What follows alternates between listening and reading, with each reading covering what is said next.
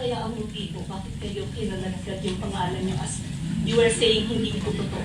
Mahirap man ako magsabi ng motibo. Ngunit, siguro may kinalaman doon sa pinadala sa akin ni Mike Defensor. Nandito po ba si Mike? Wala na. Nakaalis lang. Mga 1:30. Si Mike Defensor nagpadala sa akin ng impeachment ni Pangulo. Ako yung unang nandito sa cellphone ko. Gusto nyo makita?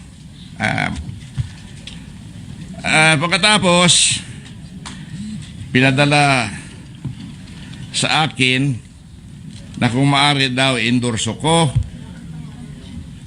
Nung hindi ko inendorso, bigla na lang ako nagkapangalan dito.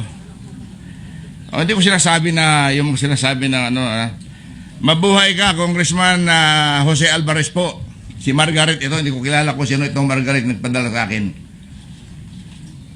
I'm writing on behalf of Congressman Mike Defensor to request for your endorsement of impeachment complaint against PBBM for graft and corruption and betrayal of public trust. Your principled stance, binula pa ako, your principled stance on accountability makes you an ideal endorser. We respectfully request for your public endorsement to strengthen this effort and uphold the rule of law.